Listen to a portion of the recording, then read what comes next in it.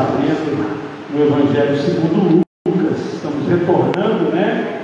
Tivemos aí a Páscoa, e aí por um período eu abri mão da sequência, né? Nós temos habitualmente, a cada culto aqui, estamos expondo o Evangelho segundo Lucas, e hoje nós vamos estar no capítulo 3, somente os versos 21 e 22.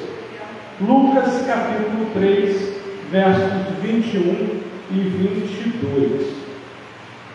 Nos textos anteriores, nós vimos, né, a pregação de João Batista e o batismo que ele havia instituído, né, segundo a vontade do Senhor, para o arrependimento, né? Aquele povo que estava ali diante da iminente chegada do Messias, havia necessidade de serem aplainados, havia necessidade de tornarem a palavra, tornarem a promessa, de tal modo que reconhecessem a chegada do Messias.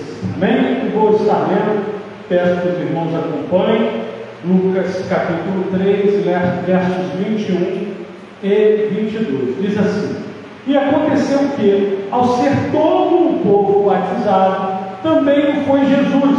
E estando ele a orar, o céu se abriu, e o Espírito Santo desceu sobre ele em forma corpórea, como pomba, e ouviu-se uma voz do céu: Tu és o meu filho amado, em ti me comprazo. Só aqui. Deus amado, Pai querido, Senhor, eis aí a Tua palavra, Senhor, onde clamo a Ti, Senhor. Jesus, nos ajuda, meu Deus, de tal modo, Senhor, que tudo que for falado aqui, Senhor, seja segundo o Teu querer, seja segundo, Pai, a Tua vontade, meu Deus, para que possamos honrar, exaltar e glorificar o Teu santo nome, Pai. Assim oramos, gratos no nome de Jesus.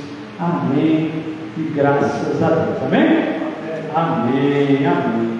Eu separei aí, como título dessa mensagem, o batismo e a revelação messiânica do Senhor. Revelação messiânica, a revelação do Messias, né? Onde se mostra já os sinais do Messias no meio do povo. Para você que recebeu aí o boletim, eu queria chamar a atenção, antes de entrarmos propriamente na mensagem, porque parte da mensagem vai tratar de alguns elementos, e eu coloquei, se você viu no nosso editorialzinho aí na frente, os meios de graça. Os meios de graça, normalmente nós conhecemos, mas não nos referimos a ele desta forma. Meios de graça, diz aí o editorial, são ordenanças estabelecidas por Deus na sua palavra para comunicar suas bênçãos espirituais à igreja, fortalecer a fé dos cristãos e sustentar a comunhão entre os crentes e o seu Senhor. Os meios de graça estão intimamente ligados à clara pregação do Evangelho e à genuína vida cristã da igreja.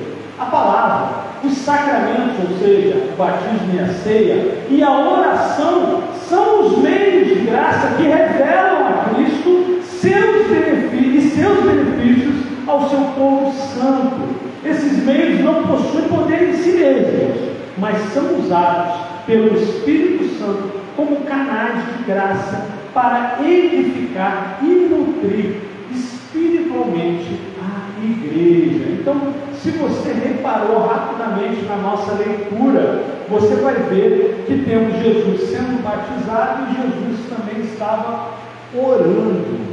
E isso é algo que eu chamo a atenção nessa pequena passagem que nós lemos, sendo que ela é de enorme relevância, só para vocês entenderem, todos os 4 evangelhos tratam do batismo de Jesus, os 4 evangelhos tratam justamente da revelação da Trindade, quando Jesus, o Filho, o Espírito Santo que vem em forma de pomba e o Pai que se manifesta de modo audível para que a Trindade fosse conhecida diante de todos e principalmente diante de todos que são alcançados pelo Evangelho. Então é uma passagem que quando os evangelhos, você tem ali, por exemplo, o Evangelho de João tem muitos pontos que você vai encontrar só no Evangelho de João. Só vai estar no Evangelho de João.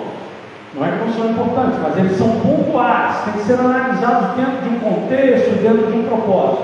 Você vai encontrar muitas das vezes passagens em Mateus e Marcos. Eles têm muitos pontos em comum. Então ele aparece, são questões que aparecem duas vezes. Você fala, opa, peraí, aqui é uma coisa que me chama atenção, vale a pena olhar aqui, dar uma olhadinha lá para a gente ter uma compreensão mais ampla. Quando aparece então os três, já é algo, olha, peraí, isso aqui é muito importante. Agora, quando está nos quatro, meu irmão, é algo que nenhum cristão pode desprezar, é algo de enorme relevância. E como disse, aqui o destaque vai, nesta mensagem, o destaque vai para dois pontos que são meios de graça, como eu falei aqui, que é a oração e o batismo. Vamos dar destaque, inicialmente até ao batismo, mas o primeiro tópico que eu coloquei, vocês têm aí também no boletimzinho de vocês, inclusive eu chamei a atenção nesse, agora eu olhei aqui, lembrei, se você reparar, eu botei como texto base, sim, Lucas, no capítulo 3, versos 21 e 22, mas também deixei escrito aí que está essa mesma passagem, está em Mateus, capítulo 3, versos de 13 a 17, Marcos, no capítulo 1, dos versos 9 ao 11, e João, no capítulo 1, o verso 32 ao 34. Porque, se você parar em casa para dar uma lida, leiam os quatro. É a mesma passagem, como você percebeu, ela é breve, mas cada uma tem um elementozinho que vai falar ao meu e ao seu coração e ao nosso entendimento. Primeiro passo, eu quero chamar a atenção a gente aqui na leitura do verso 21, E aconteceu que ao ser todo o povo batizado, também foi Jesus. Aqui, um detalhe que às vezes nos escapa, mas algo que é importante eu e você estarmos atentos, que Jesus não furou fila. Jesus não furou fila. Após todos serem batizados, ali ele também foi. A gente conhece pelos outros evangelhos que João até falou, que isso? Quem sou eu para te batizar? Você que tinha que me batizar. Por que isso? Porque o batismo de João era o batismo de arrependimento, era o batismo que fazia o povo judeu tornar ao caminho que eles haviam sido instruídos. É como a profecia dizia que viria aquele que aplanaria o caminho. Aplanar o caminho é trazer o mesmo entendimento a todos, ou seja, o Messias finalmente estava se manifestando como havia sido profetizado, como aquele povo já deveria estar atento, porque os sinais estavam se cumprindo. Então João, ele traz um batismo que remonta à restituição daquele povo, à restituição da expectativa da promessa, e quando ele vê Jesus, mas você é a promessa, você é o cordeiro que tira o pecado do mundo, eu não entendo porque você precisa ser batizado, mas o Senhor diz que importa que assim fosse para que se cumprisse toda a justiça. E aí nós entendemos que o Jesus estava instituindo um novo batismo, uma nova prática que está até os dias de hoje, como um dos sacramentos, onde o próprio Senhor Jesus, não sendo ele necessitado de batismo. Por que eu falo necessitado? Porque o batismo até esse momento, era compreendido pelos judeus como algo, um ritual de lavagem de pecados, de tirar os pecados naquele ato de lavar. Pecado ali no sentido de estar desviado do caminho da lei, no sentido de estou agora retomando a minha aliança, estou agora me tornando novamente um homem sério, eu vou esquecer o que ficou para trás, mas aqui em diante eu vou caminhar de forma correta. Já o batismo do Senhor Jesus é a nossa entrada no corpo de Cristo.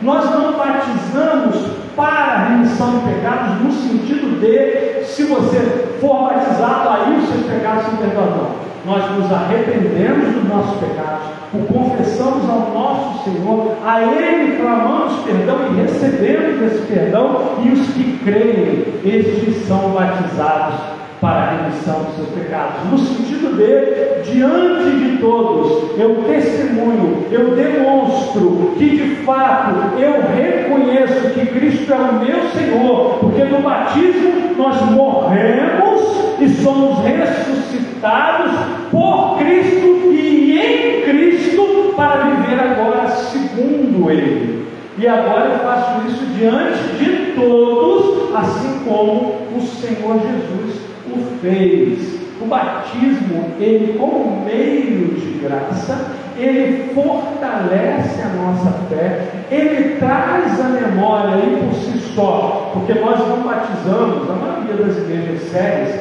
não chega simplesmente dar um banho em alguém, né? A gente prepara a pessoa para o momento do batismo, para que ela entenda que aquilo ali é um momento que marca a mudança completa da vida dele. O que ele era para trás tem que ser abandonado, sepultado, né? E a nova criatura tem que caminhar de modo altaneiro, de modo a olhar para o Senhor e cumprir o seu querer. Uma nova criatura, uma pessoa que abandonou os seus pecados, uma pessoa que dá fruto de arrependimento, uma pessoa que você olha e fala, caramba, ele não é mais como ele era, ele se torna uma nova pessoa. E isso, curiosamente, é importante a gente registrar isso aqui, é o momento do Senhor Jesus. O Senhor Jesus, ele vai dar início ao seu ministério messiânico a partir do seu batismo. Ele não pregou antes, ele não anunciou o reino antes, ele não se manifestou, se revelou como Messias antes, mas ele escolhe o momento do batismo para que isso ficasse notório, não somente ali naquele instante, mas por toda a eternidade, porque nós vemos, uma vez que está nos 4 evangelhos, uma vez que foi algo impactante, irmãos. Vocês entendem que é como se fosse um retrato, como se uma foto estivesse sendo tirada da triunidade de Deus. Nós não adoramos 3 deuses, mas Deus escolheu se revelar, se demonstrar, se mostrar realmente para a humanidade de 3 formas: Pai, Filho e Espírito Santo. E esse momento é ímpar, é um momento único. E inclusive é quando Jesus depois vai dizer: ide por todo mundo, batizando-os em nome do Pai, do Filho e do Espírito Santo de Deus.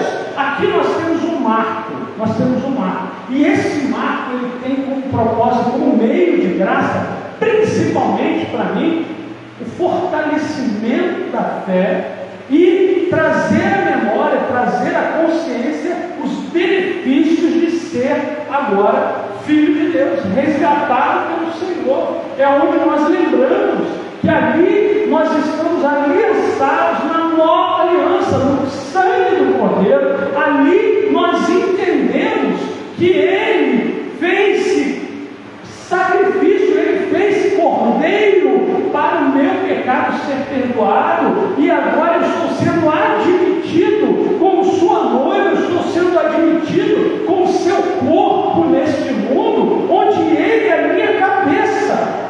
Não é algo qualquer, é algo de extrema relevância. Infelizmente, irmãos, nós não temos visto no mundo, não é aqui, acolá, mas não temos visto no mundo verdadeiramente novas criaturas. Nós não temos visto novas criaturas. Eu outro dia vi um pastor comentando, e eu vi um filme realmente sobre isso, foi na década de 70, um grande avivamento que aconteceu nos Estados Unidos, onde, na verdade, foi no finalzinho dos anos 60, início dos anos 70, onde o Evangelho se tornou mais inclusivo, menos elitista, o Evangelho se tornou uma linguagem mais simples, as pessoas começaram a entender, e muitos se converteram e tal, e tinham aqueles batismos coletivos de várias centenas ou dezenas de pessoas sendo batizadas às vezes nas praias, nos rios, quantidades enormes. Isso não acontece. Mas o fato é que se ficou notório ao longo do tempo que muitos desses estavam simplesmente inflamados. Eram pessoas que foram emocionalmente tocadas, né? Eu falava até ainda há pouco na nossa EBD aqui, que o Espírito Santo ele não carece da sua emoção.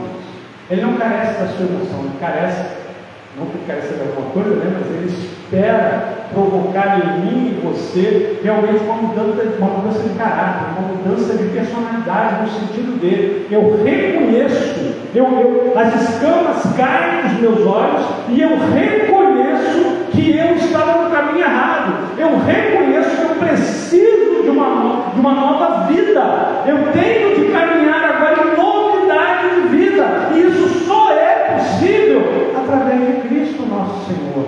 Nós, se vamos novamente seguir as nossas vontades, vamos errar novamente. Se nós não buscarmos mudarmos, olhando para Cristo, não vamos conseguir. Vamos ser sempre quem fomos. É assim que Gabriel, né? Nasci assim, vou morrer assim. A gente tem que tomar muito cuidado, porque hoje, quando eu e você olhamos para o mundo, nós não vemos mudança no mundo. Mas hoje, diferente do tempo de Jesus, nós temos milhões de cristãos, nós temos milhões de pessoas que nasceram de novo, mas somente da água, e não da água e do Espírito de Deus. Não foram pessoas verdadeiramente transformadas, onde nós temos de entender isso, que o batismo ele marcou na minha e na história de todo aquele que se permitiu nascer das águas, marca uma nova história, e ainda há tempo, e aí é onde eu chamo a atenção do Evangelho, justamente de Lucas, que é o único dos quatro, é o único que vai destacar isso, e aconteceu que Jesus foi batizado, né? E também foi Jesus batizado, no verso 21, e estando ele a orar, o céu se abriu. Outro meio de graça. É o primeiro momento dentro da narrativa que destaca-se a oração na continuidade do batismo, onde eu e você nascemos de novo, mas entendemos que para que se manifeste a nova vida em nós, é necessário a oração. Lembra o meio de graça?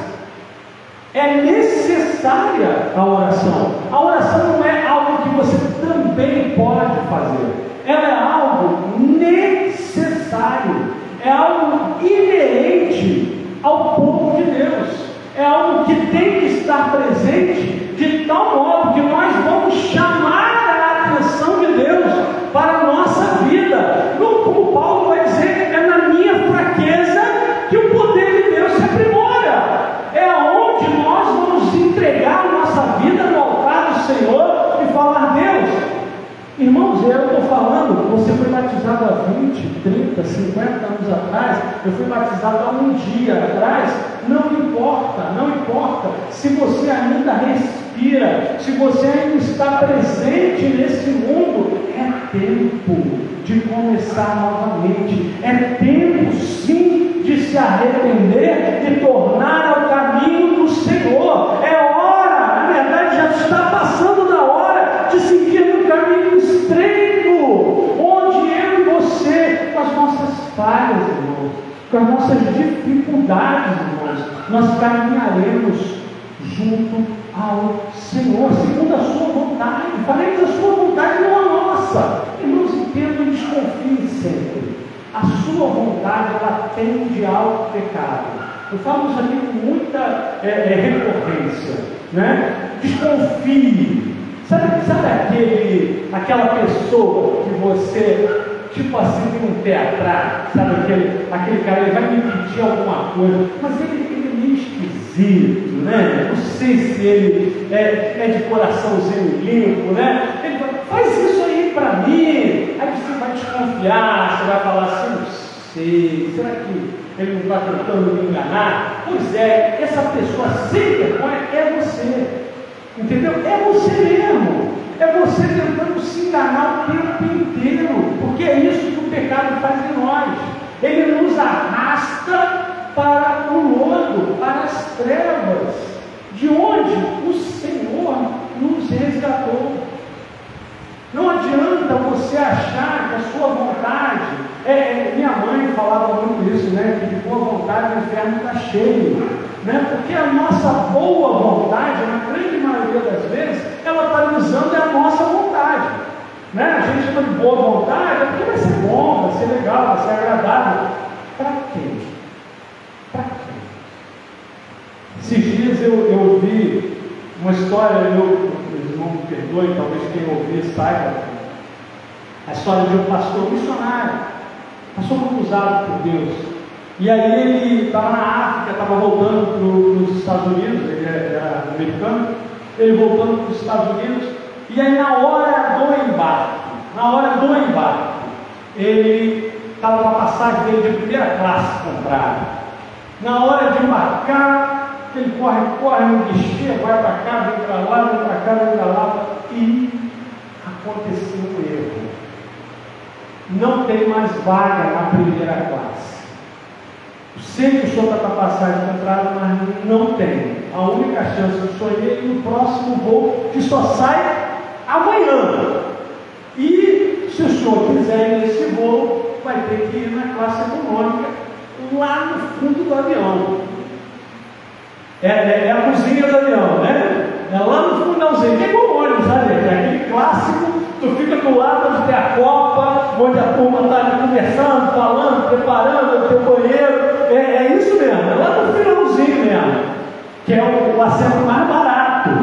E ele pagou o assento mais caro, mas esperar um dia passava ele completamente. Imagina, você ficar no aeroporto de um dia para o outro, meu Deus, né? Ou então você sair dali para ficar em um hotel, nossa, né? Então ele entra e ele topa aí na classe econômica, mas ele vai empurrado, ele vai de trombinha, né? Porque é o pecador em nós, deve ser isso, né? Não satisfez a minha vontade, eu faço um biquinho e vou aborrecido. E assim ele foi, esquecendo que nós servimos a um Deus que é soberano, que está no domínio de tudo, não de algumas coisas, e que, como diz a palavra, todas as coisas, não somente as que eu acho boas, mas todas as coisas que me acontecem cooperam para o meu bem, se eu amo a Deus e fui chamado segundo seu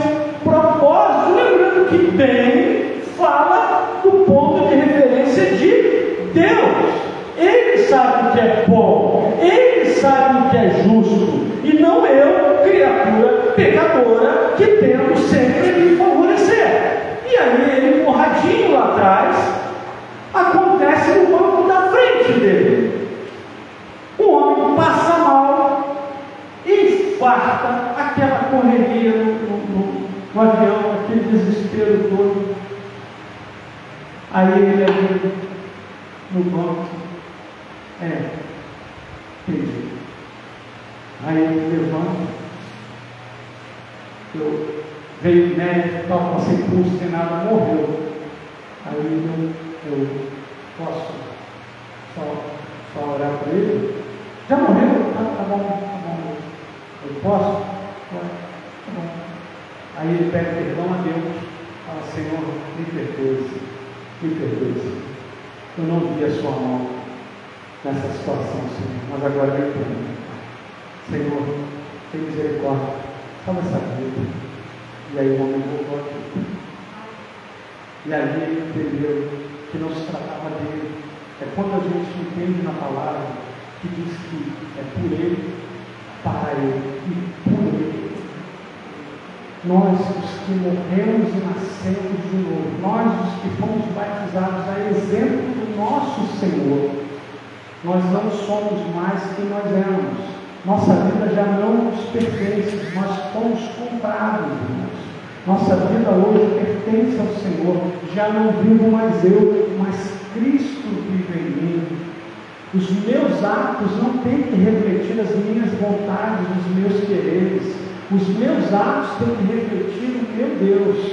As pessoas, quando me olharem, têm que falar: tem algo diferente nessa pessoa. Ela não está agindo como ela agia antes. Ela não está agindo como a maioria das pessoas agem. Ela está agindo, se abnegando, ela está agindo de um modo que glorifica a um Deus.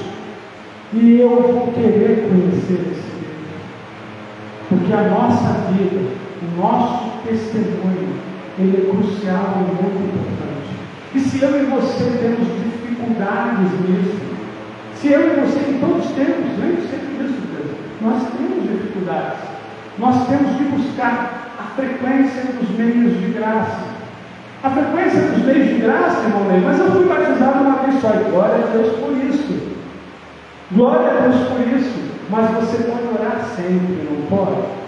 Você, para a honra e glória do nosso Senhor, enquanto Ele não voltar, você pode sempre participar da ceia do Senhor, não pode?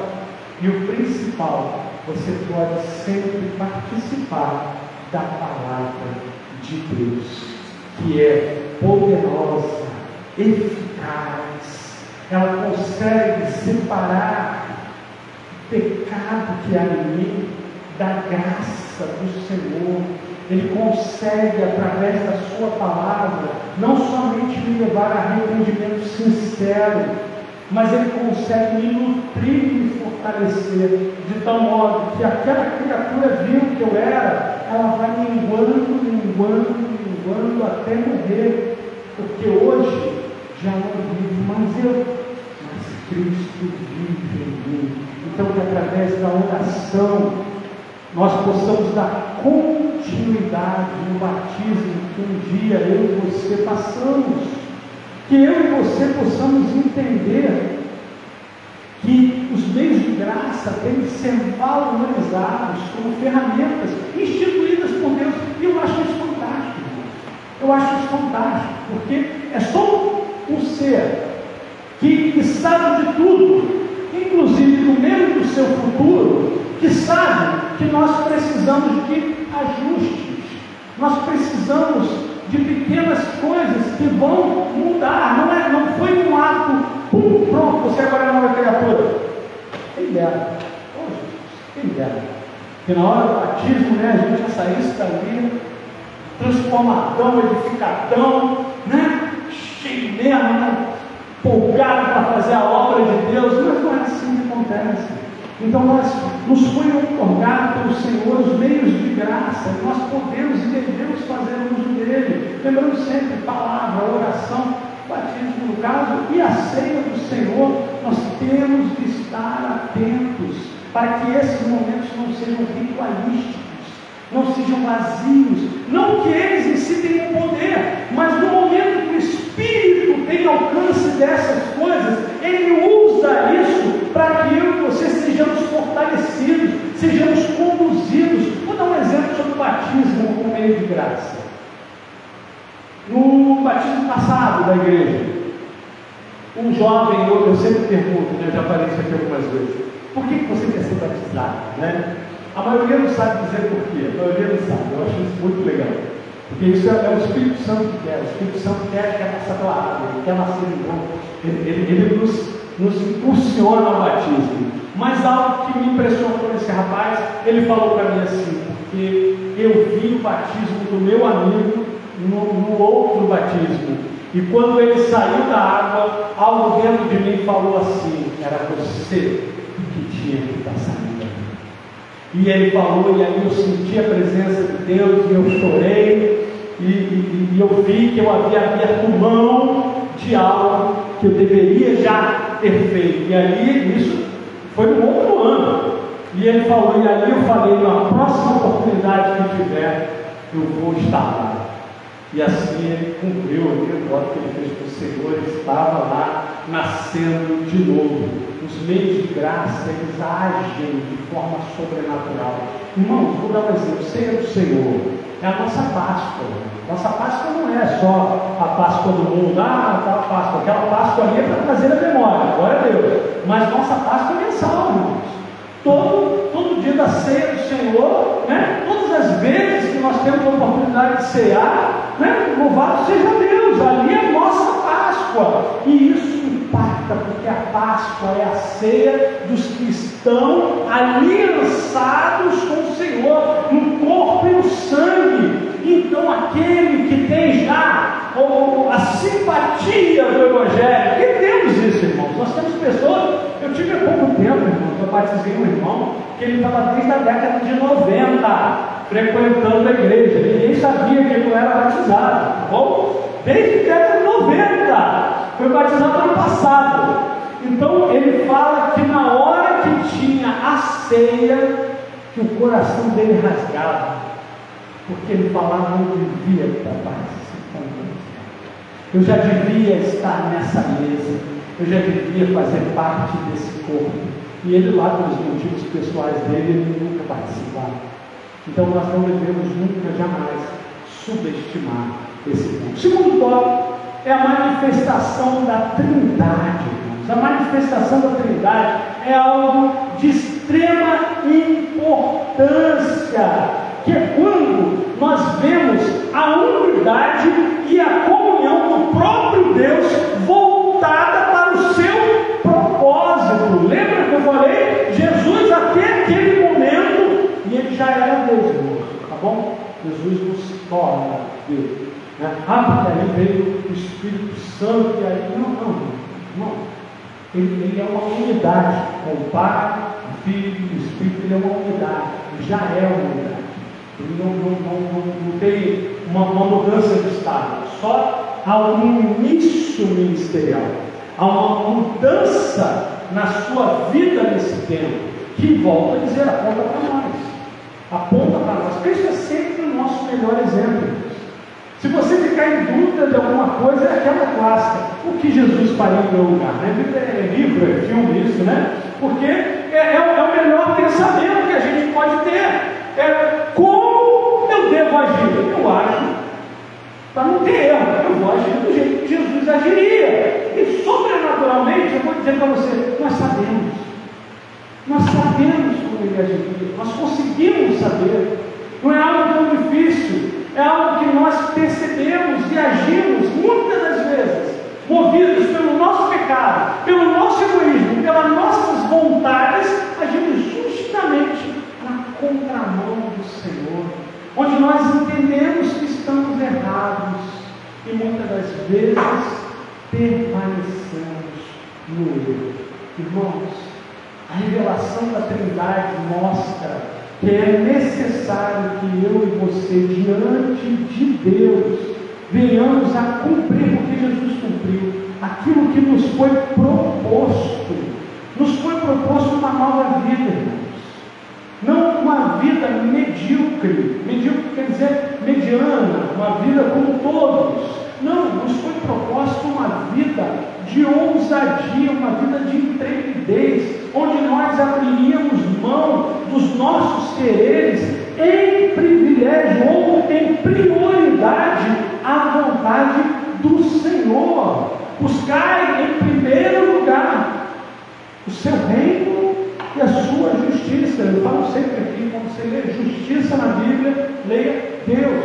Buscai em primeiro lugar o reino e a própria presença do Senhor. E todas estas coisas, nossas necessidades, comer, beber, vestir, as nossas necessidades, estas nos serão acrescentadas, irmãos.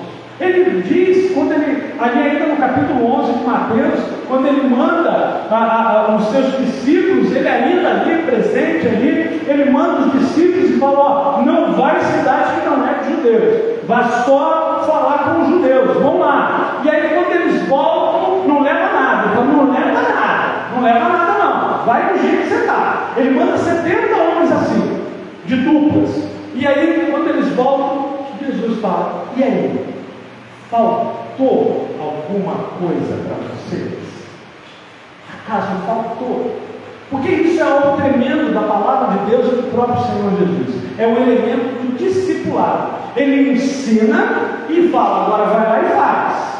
Ele ensina e aponta e vai lá e faz. Onde isso se revela até mesmo na sua ressurreição, onde ele anunciou que ele haveria de morrer e ao terceiro dia ressuscitaria. Ele ressuscita e por 40 dias ele fica ainda ali dando um reforço no discipulado para que aquele povo pudesse de fato colocar em prática o seu ensino, sabendo que a sua palavra ela é viva e eficaz. O sobrenatural de Deus na minha e na sua vida existe para que se cumpra em nós o querer, o propósito de Deus. Isso é algo, e às vezes a gente vê, né, muita gente procurando dons espirituais, poder de Deus. Quantos de nós já não viram isso? Quantos de nós já não quiseram isso? Só que a gente não entendeu. Os dons, o poder de Deus manifesta na minha e na sua vida, ele vem com um objetivo, irmãos. É como você chegar para Deus e falar: Deus, eu quero andar por sobre as águas. E aí ele vai te perguntar: mas por que não anda no meio do deserto? Qual é o sentido disso? Ah, porque eu acho muito legal, Deus. Você imaginou eu andando em cima da água? A gente quer fazer as coisas por nós mesmos, porque nós gostamos, nós achamos que é mais ou menos importante. Irmãos, as ferramentas espirituais, o sobrenatural de Deus na minha e na sua vida, ele vem. Ele não depende da sua competência como nada.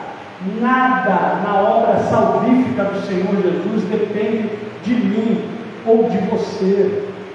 A obra do Senhor se realiza através da nossa vida, onde nós devemos e buscamos isso sim, estarmos santificados, ou seja, separados em objetivo de caminhar na direção do nosso Senhor, de tal modo que Ele tem liberdade, irmãos, de operar na minha e na sua vida, onde nós veremos nossos dons e talentos, muitas das vezes talentos naturais, sendo usados para glorificar o Senhor, onde nós vivemos e precisamos querer sim o sobrenatural de Deus, nós especialmente os que nascemos de novo, nós os que passamos pelas águas, nós os que oramos, nós os que estamos ceando, nós os que estamos lendo a palavra de Deus, nós precisamos querer sim a manifestação messiânica do Senhor Jesus na nossa vida. Messias fala do ungido, o separado, o escolhido, né? É aquele que está à frente dos nossos passos. Ele não vem atrás. A Bíblia não vai nos ensinar, isso a gente tropeça, vai no Deuteronômio, que nós não precisamos correr atrás de bênçãos. Nós não precisamos, se atentamente ouvirmos a Deus e os mandamentos seus, nós não precisamos correr atrás de bênção, porque ela nos alcançará, irmãos. O detalhe é que nós estamos andando para trás, nós estamos na contramão, nós estamos querendo voltar aonde nós estávamos. É o porco que quer voltar à lama. Nós temos que tomar muito cuidado, irmãos. O nosso eu natural é enganoso. É quando a Bíblia vai dizer que o coração do homem é enganoso, as nossas emoções são enganosas. Nós estamos confundindo, nós estamos confundindo. A igreja do Senhor no presente século está confundindo emoção, irmãos, com presença de Deus, irmãos. Nós ouvimos um louvor e ele nos emociona, onde nós somos quebrantados, onde nós somos alcançados, porque a melodia, irmãos, é maravilhosa, é criada no céu, irmãos. A melodia, a música, ela é sobrenatural, é um instrumento de Deus, sim. Mas não há necessidade de emoção, irmãos. O Espírito Espírito Santo de Deus está falando com pessoas que não são mais bebês, que não estão mais no leitinho da fé. Nós já somos adultos, nós já entendemos que o chamado é para os que estão dispostos a um caminho estreito, irmãos. Caminho estreito fala de um caminho difícil, fala de um caminho que, como Paulo muito bem experimentou, é um caminho que ele sozinho não vai conseguir. É um caminho onde eu e você precisamos de Deus em todo tempo. Em todo tempo, nós não vamos conseguir sozinhos. E por último, o terceiro tópico, que fala justamente da aprovação do Pai. Esse tópico, eu estava até, isso a gente vê aqui no último verso, no 22, quando a voz do céu diz: Tu és o meu filho amado, em ti me comprazo. Irmãos, você já imaginou? Vamos botar um cenário mais legal. Vamos dizer que você foi enviado e você está fazendo um trabalho missionário em algum lugar. E aí, de repente, você prega a palavra de Deus e aquela pessoa fala: eu estava precisando ouvir isso, eu quero entregar a minha vida ao Senhor Jesus. E aí você ouve uma voz do céu: você é o meu filho amado, em quem me compraz, em quem tenho prazer. Irmão, você vai flutuar, você vira balãozinho, você vai falar: meu Deus, era tudo que eu sempre quis ouvir. Porque a gente tem essa necessidade de aceitação, e mais do que tudo, nós precisamos de Deus, nós precisamos dessa certeza de estar agradando ao Senhor. Isso é algo impressionante e sobrenatural, e aí eu vejo como o pecado é semelhante a uma doença, porque nós temos plena consciência de que em Cristo, e distantes do pecado, encontramos propósito, satisfação, paz, encontramos coisas que nunca vamos encontrar naturalmente aqui. Não vamos encontrar, não adianta que não vai. Nós sabemos disso, mas nós murriamos, como dizia minha mãe, murriamos para fazer alguma coisa, enrolamos para caminhar numa direção que, nossa, tem um letreiro enorme, tem um farol enorme, dizendo: é para lá, vai para lá. E eu e você insistentemente queremos caminhar na contramão, como filhos rebeldes. Nós parecemos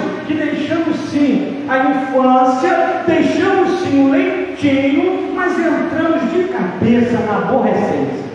Nós nos dedicamos a apunharmos a vontade do Senhor. Nós sabemos, Ele fala conosco, nós entendemos o que Ele fala conosco, mas insistimos em sermos teimosos e rebeldes. E muitas das vezes, como a maioria dos adolescentes, colhemos o fruto de nossa teimosia, ignoramos os saberes que vieram antes de nós, ignoramos o exemplo que nos é dado e abrimos mão da aprovação do Pai. Lembre-se sempre que o Senhor Jesus, Ele fez isso com grande maestria, quando era muitas das vezes questionado. Ele falava: nada do que vos falo de mim mesmo. Antes, tudo o que vos falo da parte do Pai. Ele abriu mão, isso vai dizer, inclusive, ele abriu mão da sua glória, se esvaziou, se fez como um servo, se fez como um de nós, para poder dar a sua vida, para pagar pelo meu e pelo seu.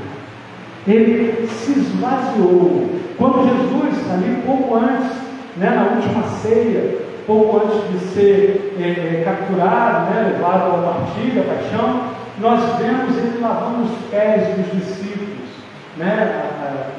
transformado isso em uma coisa meio louca, mas o fato é, Jesus mostra quem é o Senhor aqui. É ele, questionado: pois é, sendo eu o Senhor, sou eu que me faço servo de vós. A lição está dada para mim e para você. Da mesma forma que Cristo se esvaziava para que o Pai fosse glorificado nele, nós devemos nos esvaziar para que Cristo seja glorificado em nós. E a gente ainda conclui que é justamente o Espírito Santo de Deus. Irmãos, vou abrir uma adendo aqui, um detalhezinho. Eu vejo muita gente querendo idolatrar o Espírito Santo de Deus. Não, mas nem é Deus. Deus sim, mas cada um deles se manifesta com uma característica. A característica do Espírito Santo é apontar para Jesus. Você quer alegrar o Espírito Santo? Você quer avivar o Espírito Santo em sua vida? Aponte a sua vida para Cristo.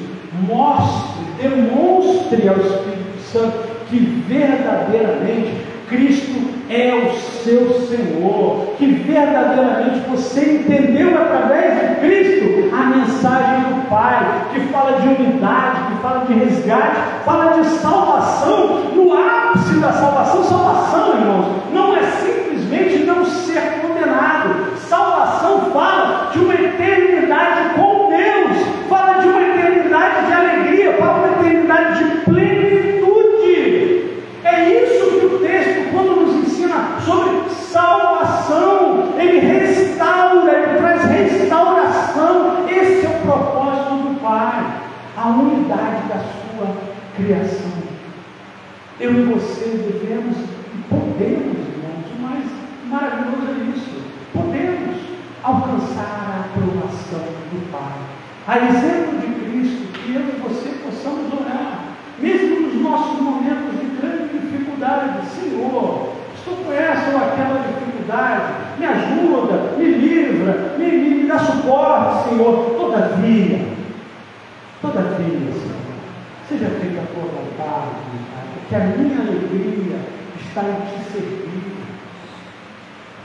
É aí, nós já falamos isso aqui algumas vezes, é aí que nós vamos compreender que a vontade do Senhor é boa, ela é agradável, ela é perfeita.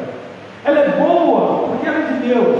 Ela é agradável quando eu e você entendemos por que ela é boa. Por que ela é boa? Porque para mim às vezes não vai parecer boa não. A vontade de Deus, às vezes eu vou olhar e eu vou falar, mas eu não acho isso bom não, Senhor. O Senhor veio e dizimou Sodoma e Gomorra. E eu vou falar, meu Deus, o que é isso, Senhor? Tinha um monte de gente ali. Meu Deus, isso não é bom não, isso é ruim pra caramba. Mas foi a tua vontade, né, Senhor? Eu não entendo não, eu não sei porque o Senhor fez isso não, mas o Senhor fez, é bom sim, o Senhor fez. Eu vou me agradar nesse dia, porque foi o Senhor que fez. E no momento que eu for capaz de entender que o que Deus faz é bom, me agradar disso, aí sim ela se torna perfeita. É onde o Salmo vai dizer, agrada-te do Senhor, e Ele realizará os desejos do seu coração, porque o seu coração aí não é mais o seu coração. O seu coração ele já é um coração transformado como o coração de Jesus, nosso Senhor. E aí Ele concede, porque Deus não está concedendo para os nossos deleites e os nossos prazeres. Antes, Ele caminha na direção da conclusão. Irmãos, estamos chegando no fim do tempo, irmão. Ele caminha na direção da conclusão da sua obra que Ele mesmo começou e Ele é fiel para concluir. Amém? Queria te convidar a se colocar em pé. Vamos orar para encerrar aqui. Estamos encerrando a nossa mensagem nesse momento. Espero sinceramente que o Senhor Deus complete esse entendimento onde nós vamos buscar